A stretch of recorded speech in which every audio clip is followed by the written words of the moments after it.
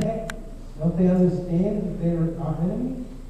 Yeah, Senator Brown and I have sponsored a bill called No Contracting with the Enemy.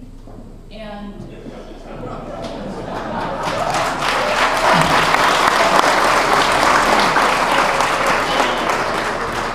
it's going to get, I think it looks very good that it will get passed. Many of the provisions of the bill actually got incorporated to the Defense Authorization Bill, because what's happened is this. I serve on the Armed Services Committee, and I'm actually the ranking Republican on the Readiness Subcommittee.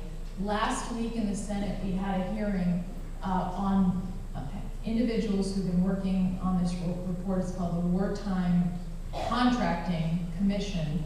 They studied our taxpayer dollars on the civilian end that have flowed through DOD and the State Department in both Iraq and Afghanistan, and over $60 billion have gone in the wrong hands through either fraud, corruption, and sometimes our enemies. And one of the problems that Senator Brown and I sought to address in the bill is that we took rules from contracting in the United States and took them over to Afghanistan and Iraq.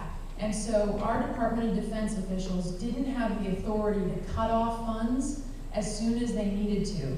They would get challenged. They had the whole bureaucracy that they had to go through.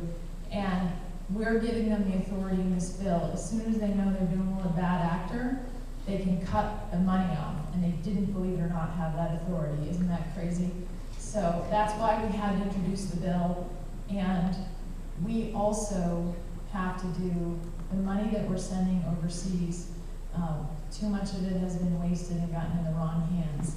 And so we need to do more. There's another piece of legislation, a bipartisan piece of legislation that I'll be working on, that Claire McCaskill is spearheading, to do even more to make sure that when our money goes overseas, it isn't wasted. I mean, it's bad enough when it's wasted in our own country.